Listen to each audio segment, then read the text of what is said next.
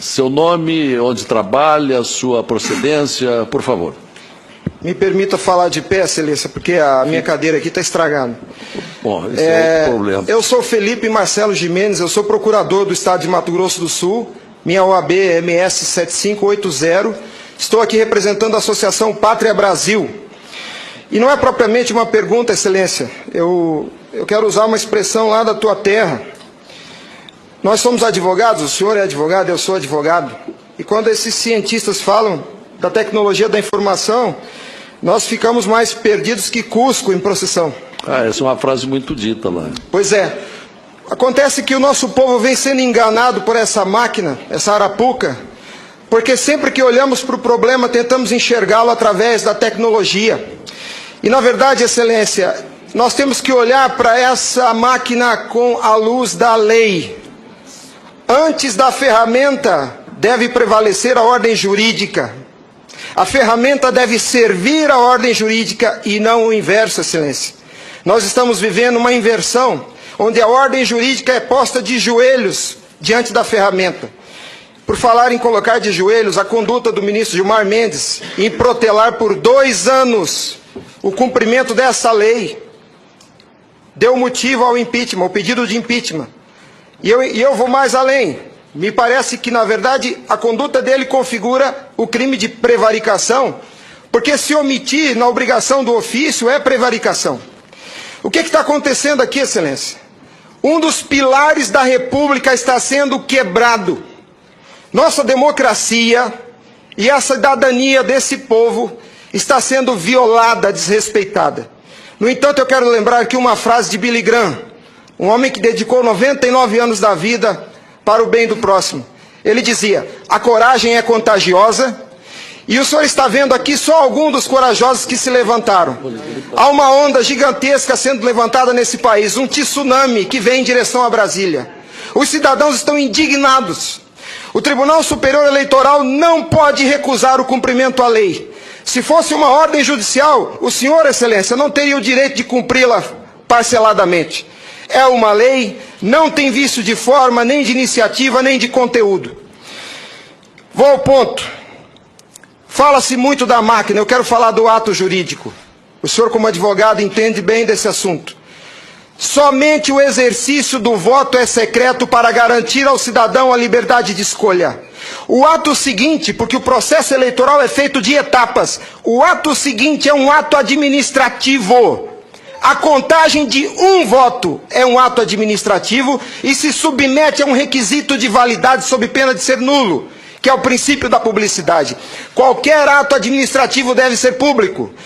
Entenda, Excelência, nós queremos auditar o fato jurídico, não é a máquina. Não nos interessa o software nem a máquina, nem antes nem depois. Nós queremos auditar o fato, que por natureza é um evento.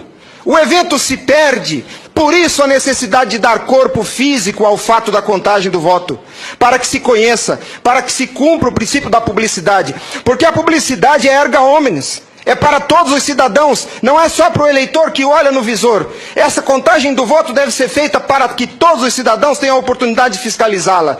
E não é a contagem de milhões de votos, é a contagem de um voto, de cada voto é um ato administrativo, e será nulo se não for público. Há vários princípios constitucionais que vêm sendo quebrados desde que essa arapuca foi inventada lá em 97. A cidadania, a publicidade, a moralidade, a legalidade e a própria república, porque nós cidadãos não temos sido respeitados na nossa escolha. Nossa escolha só será respeitada se ela for retratada no corpo físico da impressão para cumprir o princípio da publicidade. O exercício do voto é secreto, mas a contagem deve ser pública. E qual que é a artimanha da urna? Ela estende o segredo do exercício até a última etapa. E o sagrado BU, eu vou usar uma expressão de alguém, eu não lembro quem é o proprietário dessa frase. A seita do santo baite tem no altar o BU. O BU não prova nada, Excelência. Quando o BU é imprimido, já houve a contagem dos votos em segredo. A fraude já aconteceu, porque cada voto contado deve ser público. O BU informa ao senhor, Excelência, o total. Nem no condomínio onde eu moro não aceitaria uma eleição assim. Imagine, Excelência, se eu fosse candidato a síndico, colhesse a urna e fosse contar dentro do meu apartamento e voltasse e comunicasse aos condôminos. Aqui está o resultado, eu fui eleito. O BU é a prova da fraude, Excelência. O BU é a prova da fraude. Doutora Simone, apesar de muito jovem, foi minha professora na faculdade. Ela é talvez a cabeça mais qualificada nesse Senado para rezar esse discurso, para dizer o que é um ato administrativo. Gostaria que ela estivesse aqui. O que acontece? Nós estamos sofrendo uma violação dos princípios republicanos, dos princípios constitucionais e principalmente, Excelência, da cidadania, porque nossa cidadania só existe na medida em que nosso voto seja respeitado, porque ele é o instrumento do exercício da cidadania, porque através deles elegemos os nossos escolhidos. E a nossa eleição, a nossa escolha tem sido apurada em segredo, e o fato se perde. Por isso que os adeptos da seita do Santo Baite dizem que nunca há fraude. Porque quando se procurar o fato dentro da máquina, ele já não está mais lá, ele está no BU. E o BU só tem o total da contagem dos votos, Excelência. Nós precisamos olhar para esse problema sobre a ótica da lei. Sobre a ótica da lei. Nós não podemos continuar aceitando esse engodo. E a lei que os senhores votaram, com uma representação maciça da outorga popular, só os senhores têm legitimidade para representar o povo brasileiro. Só os senhores. Os ministros da Justiça não têm essa legitimidade. Eles estão usurpando dos senhores as suas competências. Eles estão colocando esse Congresso Nacional de joelhos, porque estão se recusando a cumprir a lei. Eles estão, Excelência, eles estão cometendo abuso de autoridade. Abuso. Porque essa lei que os senhores votaram com 71% do Congresso Nacional, a derrubada do veto teve um peso de outorga popular maior do que as emendas à Constituição. 71% do Congresso Nacional disse, em nome do povo, será impresso o voto. E a lei, Excelência, não tem discricionariedade. A lei não permite fracionamento. Fracionar o cumprimento da lei é um abuso, é uma violação, é uma teratologia. Não há possibilidade de se fracionar o cumprimento da lei. Imagine o senhor, se o senhor fosse sujeito passivo de uma ordem de Gilmar Mendes, se ele aceitaria ouvir do senhor o seguinte: ministro, eu vou cumprir sua ordem, um pouquinho a cada ano. Até 2050, Gilmar Mendes, eu termino de cumprir a sua ordem. Imagina que ele aceitasse isso do senhor. A lei não tem discricionariedade. Não é possível cumpri-la pela metade. Em resumo é isso, Excelência. E por fim, o direito dos senhores, a sua autoridade como representantes do povo está sendo vilipendiada. E por quem? Vou dizer mais. Não é por juízes.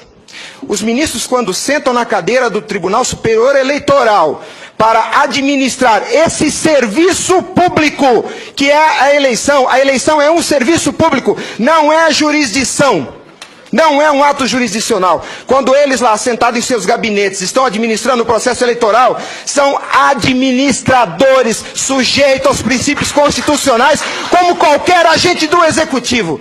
A hibridez da justiça eleitoral tem confundido o povo.